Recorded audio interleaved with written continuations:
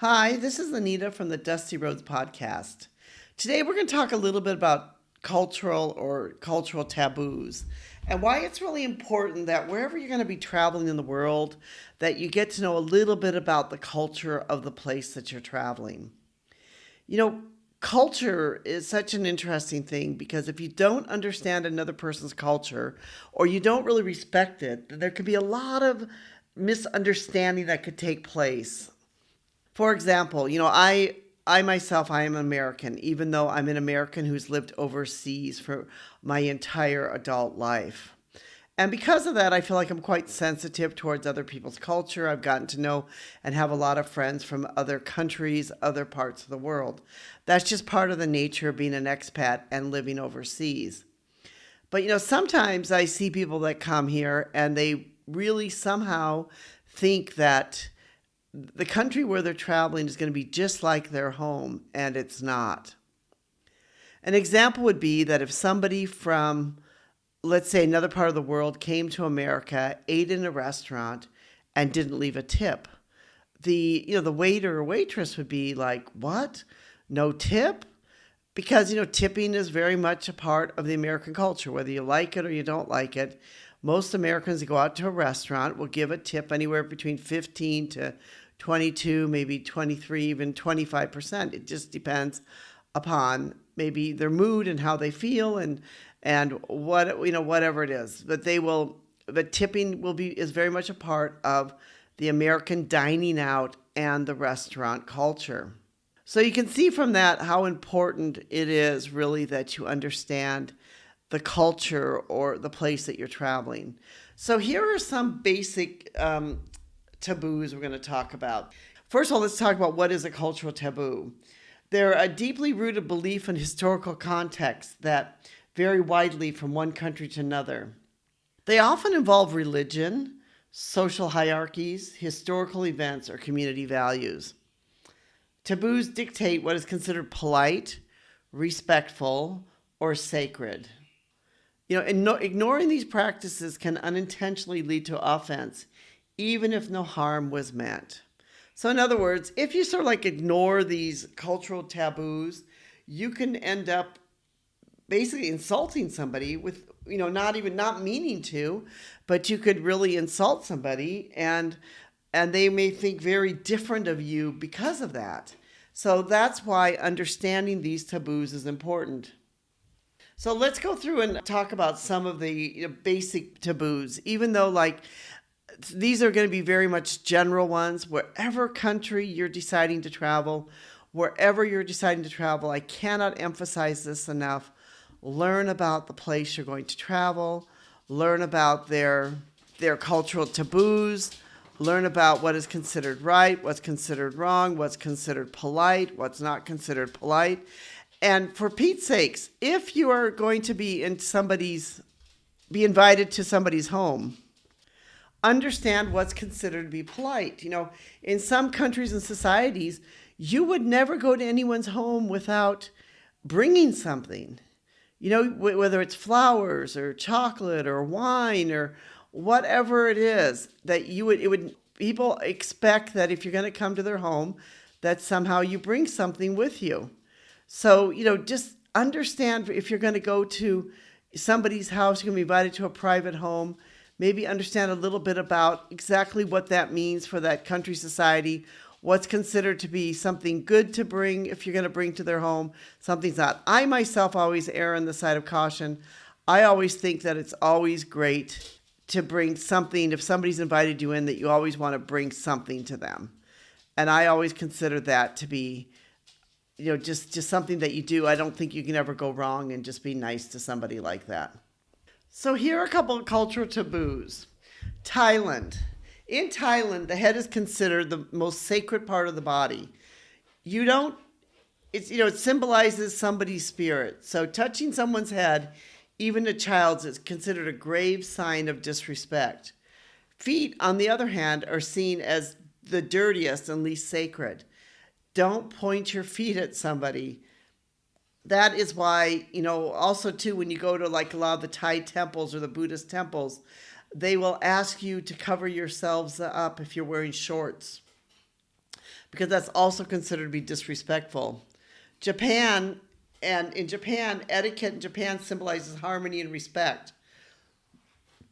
Bowing is a customary greeting. You need to understand, exactly when to bow and how to bow. Tipping is unnecessary and can be offensive, as it implies the person needs extra compensation for doing their job. And public manners like refraining from loud conversation or eating in public transport strictly observed. A place like Singapore that I was at recently, Singapore, you want to make sure that, you flush the toilet. Don't chew gum there.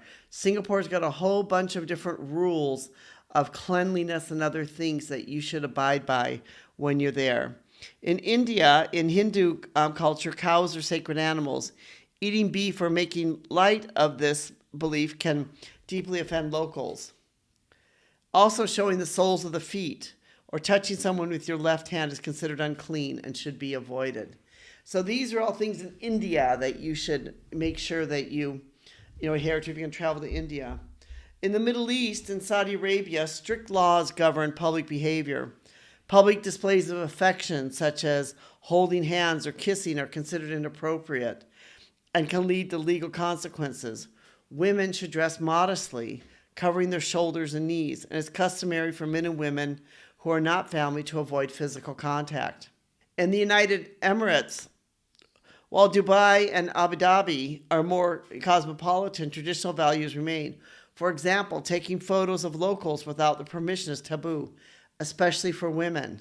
The left hand is also considered impure and should not be used for eating or passing objects. Europe also has some etiquette that you should understand. Things like Italy, food's sacred. Never ask for ketchup with pasta or cheese on seafood dishes. This is so interesting, when Americans go there and say, "Can I have some ketchup?" They're wondering, why do you need ketchup on this dish? Avoid ordering a cappuccino after a meal. Italians believe coffee with milk is a breakfast drink. Germany, history plays a role in Germany's taboos. Jokes or comments about World War II, Nazism, or making Nazi gestures are not only offensive, but also illegal. And also in Germany, they love punctuality. So being late, even by a few minutes is not considered to be good, that you should try to be punctual all the time. In Africa, you want to be able to show respect for elders in the communities. In South Africa, personal space and body language matter. Avoid pointing directly at someone with your index finger. Use an open palm when gesturing. Greetings are an essential social ritual, so greeting each person in a group is polite. And in Kenya, a place like Kenya, elders hold a high status. Greeting them warm and respectful is crucial. When shaking hands, allow the elder to initiate and maintain a firm, respectful grip. South America and Brazil, the OK hand gesture formed by making a circle with your thumb and index finger is considered vulgar. So you don't want to go around saying okay, okay, okay in Brazil. Instead, use the thumbs up or a simple nod for agreement. In Argentina, punctuality at social gatherings is rare. Arriving on time can be perceived as rushing the host. However, punctuality is expected in professional settings. So when you're going to somebody's house, you maybe don't want to arrive exactly right on time. Maybe arrive a few minutes later or 10 minutes later, whatever it is. And if you're going to a business meeting, make sure you arrive on time. United States, we've talked about this already. Tipping is considered an integral part of the service industry. Failing to tip adequately, 15 to 20%, but now they're asking for more than 20% usually, is rude. Avoid topics like personal income, religion, or don't ask an American lady how much do you weigh, or how old you are, or questions like that. People in America don't like those kind of questions, where I know they're acceptable in other parts of the world, but not there. Canadians are known for their politeness, but don't confuse French Canadians with being French. They're not French, they are French Canadians. They have a distinct identity, and respect for their culture is vital, particularly in Quebec. So I've given a couple examples here of some of the cultural taboos, and also I've written a blog post on this called Navigating Cultural Taboos, a guide to travel etiquette around the world. And there I give you actually a couple things that you can do, like things like research before you go, dress appropriately, mind your body language, learn key phrases, and when in doubt, observe. When in doubt and you're in another country, observe. Look around you and see what other people are doing, and then you will be able to understand more of what you should do. Respecting cultural differences does matter.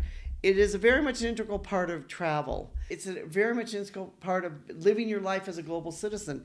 You don't want to go out and offend people. You don't want to be offensive. Instead, you want to make sure that you do all you can to not be offensive and to, at the same time embrace diversity, embrace the richness of another culture, but don't insult people along the way. So you can check out my blog post, Navigating Cultural Taboos, a guide to travel etiquette around the world. Put a link in the description.